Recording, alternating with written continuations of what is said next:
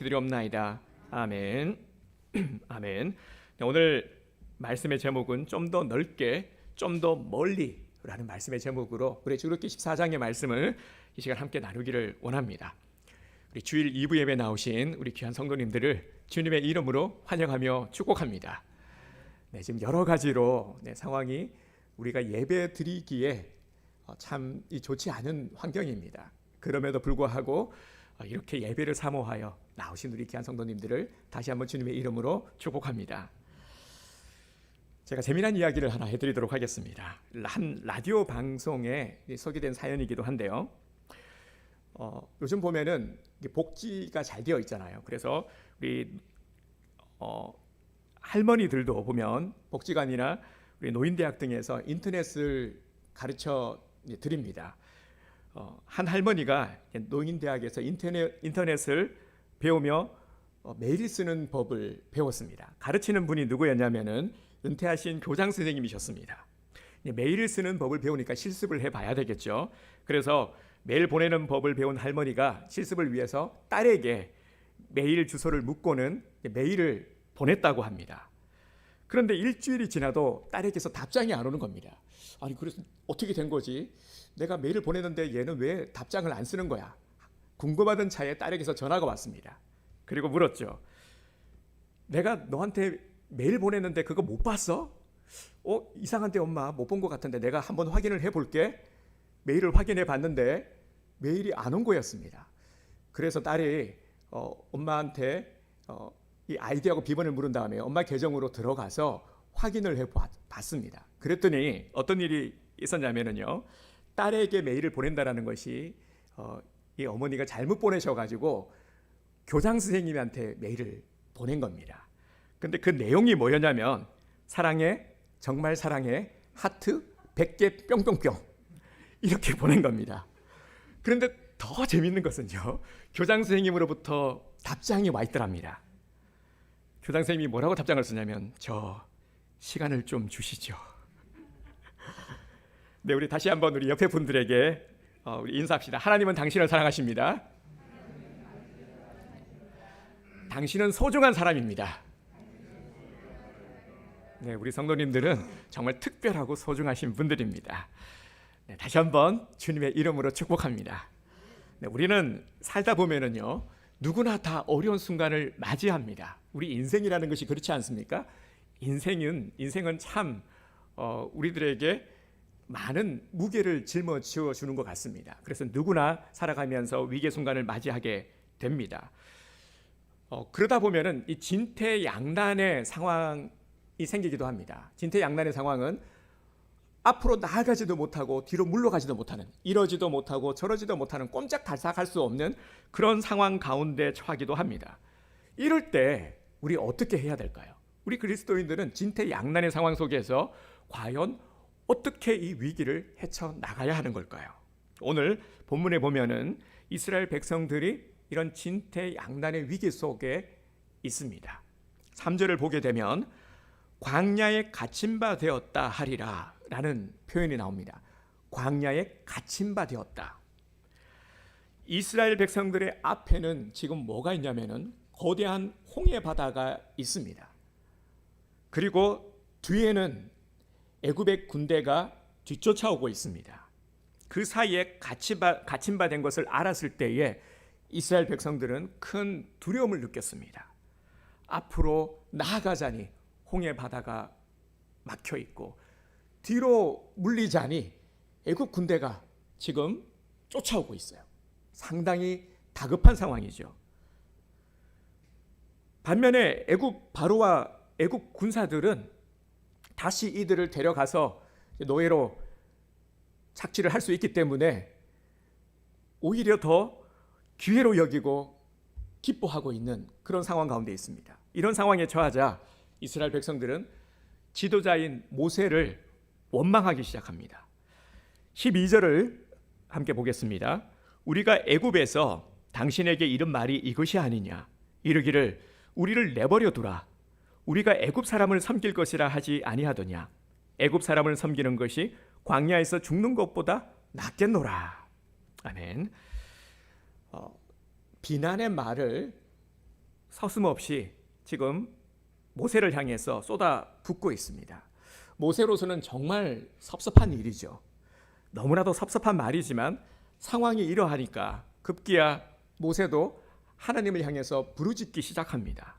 뒤에는 애굽의 군대가 코앞에 이르고 앞에는 홍해 바다가 가로막혀서 완전히 갇혀버린 지금의 이런 상황에서 도저히 살 길이 없었기에 모세도 사생결단하며 부르짖었습니다. 방법이 없으니까요. 하나님께 부르짖는 것 외에는 아무런 방법이 없으니까 모세가 얼마나 갈급하게 주님께 부르짖어 기도했는지 모릅니다. 그런데 하나님의 응답은 의외로 간단하였습니다. 15절 말씀을 함께 볼까요? 여호와께서 모세에게 이르시되 너는 어찌하여 내게 부르짖느냐? 이스라엘 자손에게 명령하여 앞으로 나아가게 하고. 아멘. 그런데 문제는 지금 어디로 나아가라는 겁니까? 하나님은 앞으로 나아가라 말씀하시는데 어디로 나아가라는 겁니까? 나아갈 데가 없는데 앞에 뭐가 있습니까? 홍해 바다가 있죠. 나아가면 바다에 빠져 죽습니다. 이런 응답이 어디에 있습니까? 혹시 하나님께서 잘못 말씀하신 것 아닐까요? 그 누가 죽기를 각오하지 않은 이상 제정신으로 바다 속에 들어가겠습니까? 그리고 지금 이스라엘 백성들이 몇 명입니까? 몇백 수천 정도가 아니에요. 성경에 소개를 하고 있죠. 애굽에서 430년을 이스라엘 백성들이 살았는데 430년 동안에요. 장정만 60만 명이니까 우리가 어림잡아 계산을 해도요. 그 가족들, 그죠? 가족들까지 계산을 하게 되면 최소 200만은 넘을 겁니다. 이 많은 자들을 바닷속에 빠뜨려 죽게 하실 것이면은 지금 이스라엘 백성들의 이 원망의 말대로 왜 애굽에서 데리고 나왔냐라는 거. 차라리 그냥 있게 놔두지 왜 데리고 나와서 나오는 과정도 순탄치 않았죠. 10가지 재앙 기억하시죠? 이런 많은 어려움들 우여곡절 끝에 고생해서 나왔습니다. 나왔으면 이제 좀 살 길이 열려야 될 텐데 지금 나온 지 얼마 되었다고, 그죠? 모두가 다 바다에 빠져 죽게 생긴 겁니다. 이건 누가 봐도 무모한 명령입니다. 이런 상황에서 하나님이 직접 나서서 해결을 해 주시던가 아니면은 다른 방법을 알려주셔야 되는 겁니다. 이렇게 많은 사람들을, 많은 가족들을, 아이들을 바다에 수장시킬 수는 없는 겁니다. 그러면 우리는 강한 의문이 생기죠. 왜 하나님께서는 이렇게 나아갈 길이 없는데 나아가라 명령하신 걸까요? 사실 우리가 이성적으로 생각을 하면은 결론이 나지 않는 것이 사실입니다. 이해할 수도 없어요. 현실적으로 도저히 찾을 수 있는 방법도 없습니다. 그런데 말이죠. 그런데요. 하나님이라면 상황은 달라지는 겁니다. 사람들은 뭐라고 말하고 있습니까? 나아가면은 죽는다라고 아우성입니다. 그런데 하나님은 뭐라고 말씀하십니까? 나아가라, 나아가야 산다라고 말씀하고 있습니다. 그러면 누구 말을 들어야 될까요? 하나님 말을 들어야 될까요? 사람들의 말을 들어야 될까요? 우리의 하나님은 어떤 분이십니까? 우리의 하나님은 전능하신 하나님이십니다. 우리의 하나님은요, 사막에 길을 내고 강을 내시는 분입니다. 우리 하나님은 능치 못함이 없으신 분입니다. 우리 하나님은 모든 우리들의 문제를 해결하실 수 있는 유일한 해결자이십니다. 우리의 하나님은 우리가 필요로 하는 것들을 헤아려 가장 좋은 것 주기를 원하시는 사랑의 하나님이십니다. 어떤 상황 속에서도 하나님이 제시하는 방법만 있다면 그것이 바로 정답입니다. 그러니까 하나님의 말씀이 정답인 것이죠. 하나님의 말씀이 우리들이 나가야 될 길이요, 살 길이라는 것입니다. 하나님이 말씀하시면 무엇이든지 해결된다 하는 사실을 기억하시기를 바랍니다. 하나님은 우리가 말씀을 정말 꼼꼼히 우리가 살펴 이 말씀을 읽어보면요, 하나님은 그를 스스로 선택하게 하셨음을 알 수가 있습니다. 19절 말씀을 함께 보겠습니다. 이스라엘 진 앞에 가던 하나님의 사자가 그들의 뒤로 옮겨가매 구름 기둥도 앞에서 그 뒤로 옮겨. 아멘. 이스라엘 백성들은 낮에는 구름 기둥, 밤에는 불 기둥을 쫓아갔죠. 하나님께서 그렇게 인도를 하셨습니다. 그런데 지금 이런 징조가 일어났어요. 앞서가던 구름 기둥이 뒤로 옮겨진 겁니다. 이런 상황들이 얼마나 이런 두려운 징조입니까? 이스라엘 백성들에게 있어서는 말이죠. 앞서 인도하시던 하나님의 사자와 이제까지 믿고 따랐던 구름 기둥이 뒤로 갔으니까 이런 당황스러울 수밖에 없는 겁니다. 왜 이런 징조가 일어난 것일까요? 이것은 너희들이 나아가는 것 외에는 다른 길이 없다 하는 것을 선명하게 보여주고 계시는 겁니다. 하지만 말이죠. 하나님께서는 강요가 아니라 스스로 믿음의 선택을 하라는 그러한 배려요 또한 신호였습니다. 20절 말씀을 보겠습니다. 애굽 진과 이스라엘 진 사이에 이르러 서니 저쪽에는 구름과 흑암이 있고 이쪽에는 밤이 밝음으로 밤새도록 저쪽이 이쪽에 가까이 못하였더라. 아멘. 그러니까 20절 말씀을 보면은 무엇을 알 수 있냐면은 어떤 배려를 알 수 있냐면은 하나님은 이들이 믿음의 선택을 하도록 시간과 기회를 주신 것입니다. 상당히 다급한 상황이에요. 지금 1분 1초가 다급한 상황임에도 불구하고 이들이 믿음으로 결단할 수 있도록 하나님의 말씀을 듣고 나아갈 수 있도록 전진해 나갈 수 있는 믿음의 마음을 스스로 갖도록 하나님께서 기회를 열어주신 거예요. 이렇게 하나님께서는요 우리에게 강요를 하시거나 우리를 막 억지로 몰아넣는 그런 분이 아니라는 것입니다. 우리 하나님은 인자하신 분이세요. 항상 우리 편에서 헤아려 정말 나보다 나를 더 잘 아시는 하나님께서는요 나를 위해서 많은 것들을 배려하시고 그리고 기다려주심을 우리가 알 수 있습니다. 성경을 통해서 이러한 하나님의 심정을 우리는 잘 헤아려 알아야 합니다. 하나님의 자녀들은 나아가 살게 하셨지만 원수들은 모두 다 망하게 하셨습니다. 우리 28절을 보겠습니다. 물이 다시 흘러 병거들과 기병들을 덮되 그들이 뒤를 따라 바다에 들어간 바로의 군대를 다 덮으니 하나도 남지 아니하였더라. 아멘. 아멘. 정말 놀라운 일이 일어났죠. 여러분, 기적은 이성을 뛰어넘어야 일어나는 것입니다. 이성의 한계를 뛰어넘지 못하는 자는 절대 위기를 극복할 수가 없습니다. 오직 이성의 지배와 감정의 지배를 뛰어넘어야 기적은 일어납니다.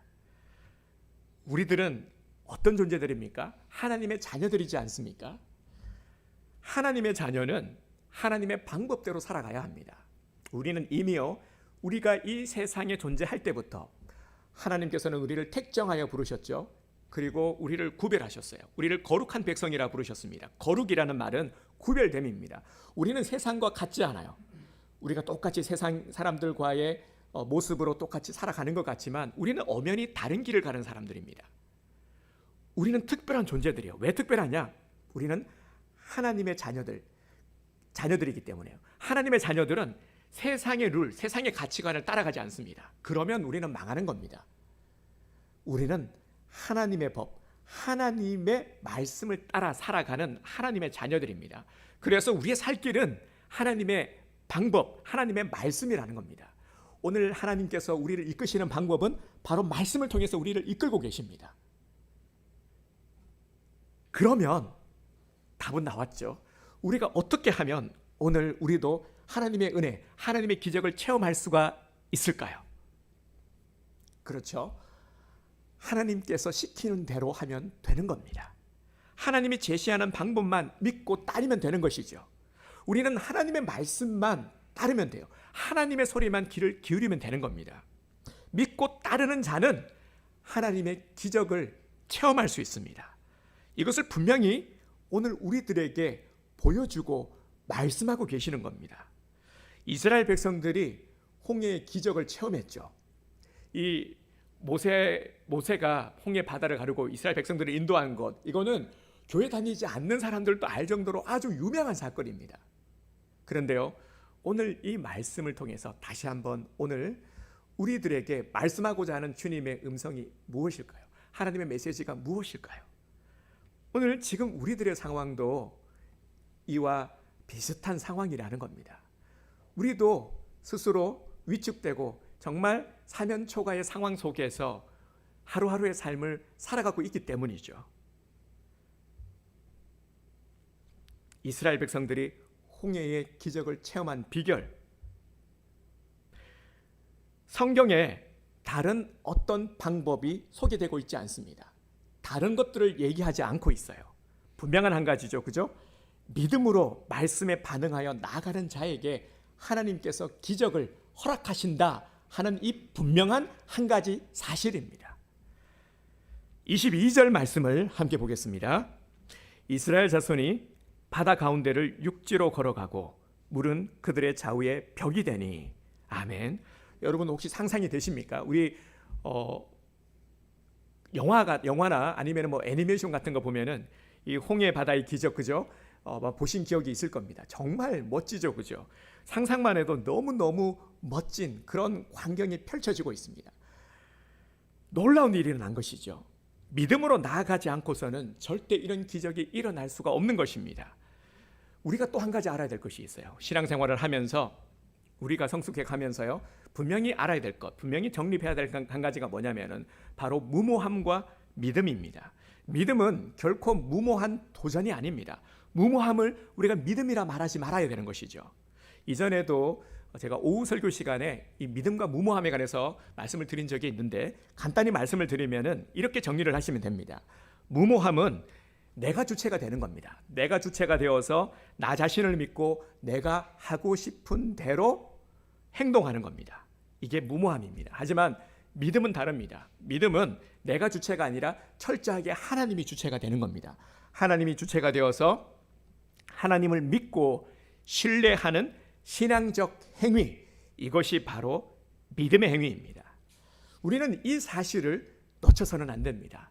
그래서 항상 우리가 이를 잘 분별할 수 있어야 됩니다. 우리가 신앙생활을 오래 하면서요, 그리고 더욱더 우리가 성숙되어 가기 위해서는 반드시 우리가 항상 하나님의 뜻을 묻고 나의 생각, 나의 어떤 자아가 앞서지 않도록 항상 이것을 잘 다스려야 됩니다. 그래서 내가 믿음이라고 말하는 믿음을 앞세워서 내가 하고 싶은 어떤 일, 이게 바로 무모함이죠. 이런 무모함을 행해서는 안 된다는 것입니다. 항상 이를 경계하고 우리가 항상 나를 잘 근신하여, 그죠? 근신하여 우리가 잘 다스려야 되는 것입니다. 여러분 잊지 마시기를 바랍니다. 기적은 어디에서부터 시작을 한다고요? 믿음에서 시작을 하는 겁니다. 하나님이 일으켜 주시는 것이 기적이에요. 하나님이 일으켜 주신 것이라는 것을 믿는 것이 기적인 거죠. 기적이 뭡니까? 우연히 일어난 것? 그거 기적이 아니죠. 우연히 일어난 것이 아니라 하나님께서 내게 일으켜 준 것이 바로 기적인 겁니다. 기적은요, 한 사람의 믿음에서부터 시작이 된다는 것을 우리는 분명히 보게 됩니다. 그래서 한 사람의 믿음이 나라와 민족을 살리는 겁니다. 이런 일이 얼마나 많이 일어났습니까? 지금까지요. 한 사람의 믿음이 공동체를 살리는 겁니다. 한 사람의 믿음이 가정을 세우고 사업을 일으키고, 한 사람의 믿음이 교회를 세웁니다. 결국 세상 또한 믿음의 사람을 통해서 역사가 일어났습니다. 그래서 우리 교회는 계속해서 나라와 민족을 위해서 기도해야 됩니다. 그리고 다음 세대를 위해서도 기도해야 되죠. 왜냐하면은 한 사람의 믿음의 사람을 통해서 하나님은 민족을 구원하시고요. 성경에도 보면은 얼마나 많은 이들이 민족을 구원했습니까? 그리고 우리나라에도 보면은 우리 믿음의 선조들이 지금 오늘날 우리 교회가 세워지고 우리가 믿음 생활을 하기까지 그 초석을 놓은 우리 믿음의 선조들의 그런 헌신이 있지 않았습니까? 이런 믿음의 사람들을 통해서 하나님은 하나님의 나라를 세워가는 것입니다. 그런데 중요한 사실은 믿음의 사람이 특정하게 정해져 있는 것이 아니라 하나님은 이미 나를 특정하여 부르셨다는 사실입니다. 믿음의 사람이 누가 되어야 됩니까? 내가 되어야 되는 겁니다. 말씀을 들으면서도 그래 이것은 저기 옆에 집사가 해야지, 그래, 이래서는 안 된다라는 거예요. 말씀은 나에게 말씀하시는 하나님의 음성으로 들어야 되는 것입니다. 은혜 받는 것에서 그치는 것이 아니라요, 직접적인. 그래서 때로는 말씀을 들으면서 내가 힘들 때도 있어요. 말씀이 계속 나를 치기 때문에 말씀이 칼과 같이 나를 찌를 때도 있어요. 하지만 들어야 사는 거예요. 도려내야 사는 겁니다. 자꾸 달콤한 유혹에만, 달콤한 것만, 위로만, 좋은 것만, 그러면 병나는 겁니다. 오늘 우리는 더욱더 하나님의 말씀을 사모하여 말씀을 듣고 내 믿음을 일으켜야 되는 것입니다. 나의 믿음, 하나님의 말씀을 듣고 그 말씀을 순종하여 나아가라. 아멘, 나아가겠습니다 주님. 나아가는 믿음, 오늘 우리들이 일으켜야 된다는 것이죠. 그래야 살 수 있다는 겁니다. 그래야 우리 공동체가 다시 세워질 수 있다는 거예요. 그래야 우리 가정이 살 수 있다는 겁니다. 그래서 하나님이 말씀하시는 겁니다. 순종의 믿음이 너에게 필요하다. 듣고 나아가. 들어야죠, 그죠? 귀가 열리지 않으면 들을 수가 없는 것 아니겠습니까? 자세가 되어야 되겠죠. 그래서 듣고 깨닫고 순종하여 나아가는 겁니다. 그러면 되는 거예요. 어려운 게 하나도 없어요. 복잡하게 세상의 방법처럼 이런 수준에 이르려면 뭐 자격도 갖추고 이것도 하고 저것도 하고 이것도 배워오고 이런 노력도 하고, 이게 아니라는 겁니다. 듣고 깨닫고 순종하면 되는 겁니다. 그러면 되게 되어 있습니다. 그런데요, 우리가 정말 믿음의 결단을 합니다. 내가 잘해보리라. 정말 내가 주의 말씀을 청종하리라. 정말 목사님 말씀하신 것처럼 경건생활, 코로나19 내 답답하다고 여기고 요즘 정말 사람도 못 만나고 너무 답답하고 미칠 것 같았는데, 그래 맞아, 내가 이때 정말 말씀에 더욱더 내가 귀를 기울여야 되겠구나. 그래서 큐티도 해야 되겠구나. 그래, 그동안 밀어놓았던 큐티 생활도 하고요. 그리고 내가 우리 지난주 113 기도 기억나시죠? 그죠? 목사님은 1분 하라고 했지만 내가 10분씩 기도하리라. 이렇게 다짐을 하고, 그죠? 하는데, 그런데 문제는 뭐냐면 꼭 우리가 믿음의 결단을 할 때 잘해보리라라는 마음을 가졌을 때 찬물을 누가 끼얹는단 말이죠. 정말 내가 앞으로 예배 생활, 내가 정말 예배 빠지지 않고 경건 생활 잘하리라 하는데, 꼭 보면은 가까이에서 혹은 또 내 주위에서 꼭 찬물을 끼얹는 일이 생긴단 말이죠. 그럴 때 우리가 또 실망하게 되고 낙심하게 되죠. 항상 그렇지 않습니까? 희한하게요, 꼭 이렇게 우리가 잘해보리라라고 마음을 먹었을 때면 왜 이런 일이 생길까? 그 영적으로 바라보면 당연한 거예요. 왜냐하면 사단 마귀가 가만히 있지 않기 때문이죠. 우리가 하나님의 은혜 받는 것을 너무 배아파하고 정말 이 방해하는 것이 사명인 존재가 바로 사탄이 아니겠습니까? 또 뭐 이런 것이죠. 예를 들어 보면은 이제 좀 되려나 했는데 코로나가 터졌어요. 코로나가 잠잠해지고 하반기부터는 회복될 거라고 언론에서 보도도 하고 정부에서 그렇게 말을 했는데, 설석같이 믿고 있었는데, 그래서 가을 하반기를 기다리고 있었는데 웬걸 확진자가 더 늘어났어요. 어떡하란 말이지? 이제 뭔가 내가 기도하고 정말 내 믿음을 새롭게 세워가고 소망을 갖고 기도하면서 기다려왔는데, 열릴 줄 알았는데 나아지지는 않고 더 지금 마음의 힘이 무거워졌다라는 겁니다. 우리 이런 분들 계시죠? 우리 성도님들 틀림없이 계실 겁니다. 그래서 우리 많은 성도님들이 얼굴이 더 어두워졌어요. 말씀 안 하셔도 다 압니다. 어떻게 해야 될까요? 지금 이 현실, 이 답답한 현실, 내가 어찌할 수 없는 이 사면초가의 현실, 어떻게 해야 되냐라는 거죠. 그래서 주님께서 오늘 이 말씀을 우리에게 하고 계시는 겁니다. 우리가 이런 이스라엘과 지금 똑같은 상황이라는 겁니다. 나아가지도 못해요. 옆으로도 못 가요. 돌아서도 못 가요. 가만히 있지 않으니 답답해서 미칠 것 같아요. 어떻게 해야 되지? 발만 동동 구르고 있어요. 하나님은 우리가요, 이성의 한계를 뛰어넘을 때에, 그리고 뛰어넘는 자에게 기적을 선물로 주십니다. 하나님은 우리가 이성의 한계를 뛰어넘지 못하면은, 우리가요 위생의 한계를 뛰어넘지 못하면 우리는 사면초가의 현실을 도저히 해결할 수 없는 겁니다. 또한 하나님은 감정의 지배를 뛰어넘는 자에게 기적을 베풀어 주십니다. 이스라엘 백성들을 한번 생각해 보십시오. 그들이 바라보았던 현실의 그런 보여지는 광경들과 그런 광경들을 바라보고 느꼈던 두려움, 불안, 비난, 원망, 감정의 지배에서 벗어나야 된다는 것이죠. 당장 눈앞에 보이는 불안한 현실, 내일에 대한 염려 보면은 안 들 수가 없어요. 현실을 바라보면 불안한 마음이 안 들 수가 없는 거예요. 걱정이 안 될 수가 없죠. 내일이 걱정이 안 될 수가 없습니다. 자녀들이 염려되지 않을 수가 없는 겁니다. 그런데요, 이런 감정의 지배에서도 벗어나야 하는 것입니다. 그리고 또한 하나님은 우리 경험의 한계를 뛰어넘는 자들에게 기적을 베풀어 주십니다. 이런 겁니다. 그거 내가 해봤더니 별 수 없더라. 내가 이미 다 경험해봤어. 내가 다 겪어봤어. 안 된다니까. 그거 하지 마. 내가 해봤어. 내가. 이거예요. 또 하나님은요, 우리가 환경의 한계를 뛰어넘을 때에 기적을 베풀어 주십니다. 결국 환경이 문제가 아니라 내 마음이 문제인 것입니다. 지금 나를 지배하고 있는 것은 무엇입니까? 이성입니까? 감정입니까? 경험입니까? 환경입니까?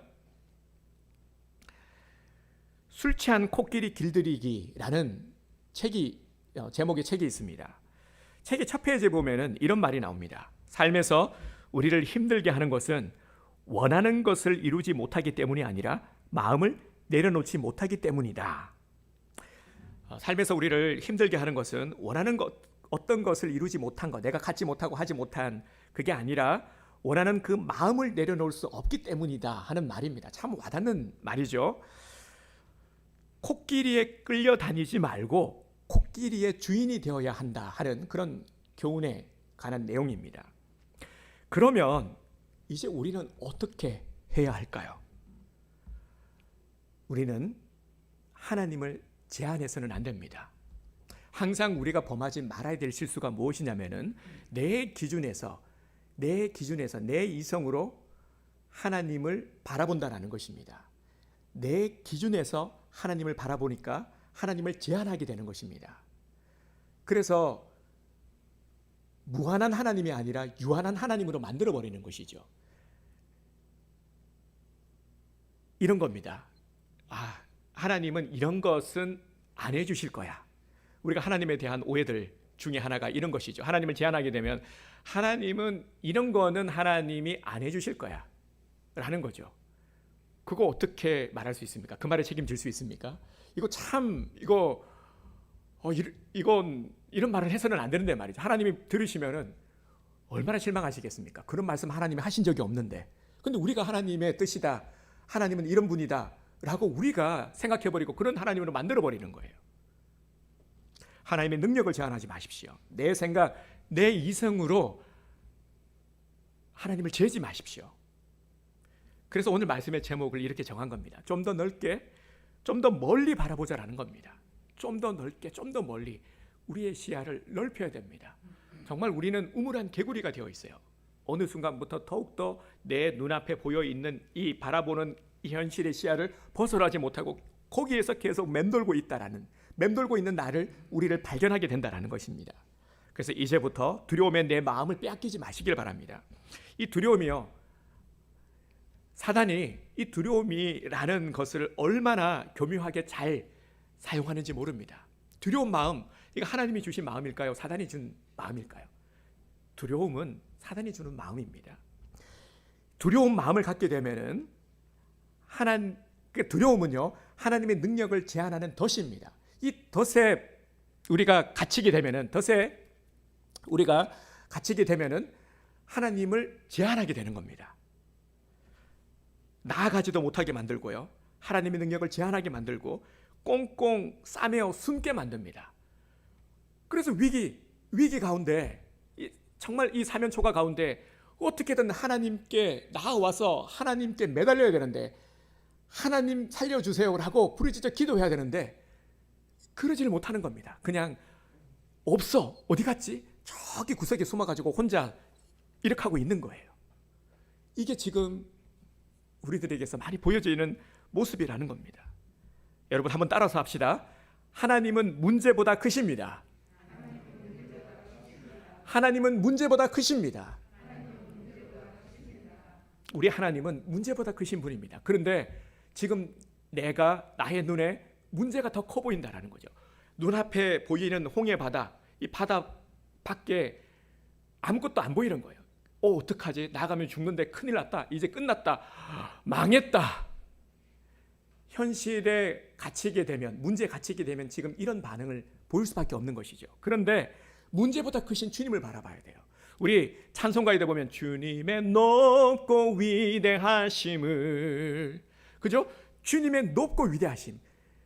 주님은 높고 위대하신 분입니다. 높고 위대하세요. 그래서 어디에 있든지 간에 우리가 고개만 들면은 주님을 바라볼 수 있어요. 주님은 높고 위대하신 분이기 때문에 어디에 있든지 무엇을 하든지 어떤 문제 가운데 있든지 내 눈앞에 보이는 어떤 문제라 할지라도, 커 보이는 문제라 할지라도 그 문제보다 더 크신 분이 하나님이시기 때문에요. 하나님만 바라보면은 살 수 있는 것입니다. 인생의 문제에 직면할 때마다 하나님이 그 누구보다 크시다 하는 사실을 잊지 말고 반드시 기억하시기를 바랍니다. 이것만 기억하면 돼요. 우리는 문제보다 더 크신 주님만 바라보면은 어떤 경우에도 살 수 있어요. 그리고 또 이제부터 우리가 해야 될 일이 있습니다. 우리 안에 도사리고 있는 불신앙을 버려야 합니다. 불신앙 또한 하나님의 능력을 제한하는 것입니다.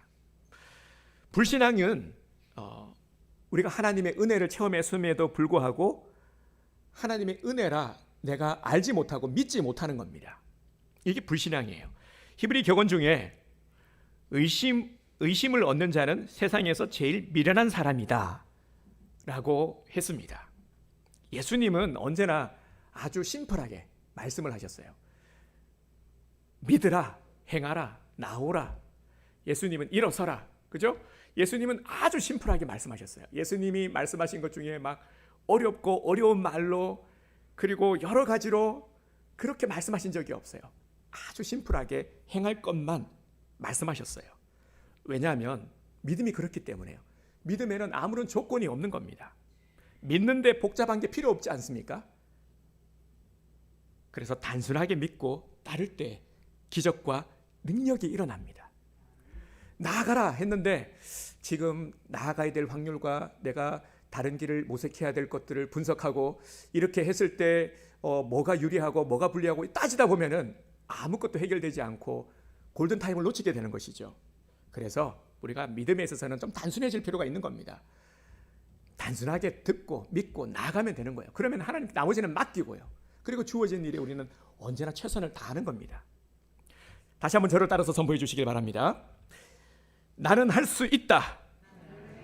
나는 할 수 있다. 나는 연약하지만 결국 하나님은 나를 되게 하신다. 결국 하나님은 나를 되게 하신다. 아멘. 나는 할 수 없어요. 하지만 하나님께서 함께 하시기에 나는 할 수가 있는 겁니다. 하나님께서 나를 되게 하시기에 그래서 되는 겁니다. 하나님이 쓰시고자 하면 되는 거예요. 아무리 힘들어도 그래서 이제 아이고 나 죽겠네가 아니라 아이고 나 살겠네가 되어야 되는 겁니다. 아무리 힘들어도 뭐라고요? 나 죽겠네? 아니라 나 살겠네. 한 번만 더 따라서 합시다. 아이고 나 살겠네. 자, 코로나19가 엄습해 옵니다. 힘들어. 그리고 여러 가지 답답한 상황이 계속해서 되고 있어요. 자, 어떻게 됩니까? 아이고 나 코로나 때문에 아이고 죽겠네. 아유 죽겠네. 큰일 났어. 망했어. 이제 끝이야. 우리나라 어떻게 되는 거야? 이놈의 정부. 이게 아니라 아이고 나 살겠네. 아이고 나 살겠네가 되어야 되는 겁니다. 자, 우리 마지막으로 13절 14절 우리 함께 선포하도록 하겠습니다. 우리 함께 한 목소리로요. 13절 14절 모세가 백성에게 이르되 너희는 두려워하지 말고 가만히 서서 여호와께서 오늘 너희를 위하여 행하시는 구원을 보라. 너희가 오늘 본 애굽 사람을 영원히 다시 보지 아니하리라. 여호와께서 너희를 위하여 싸우시리니 너희는 가만히 있을지니라. 아멘. 아멘.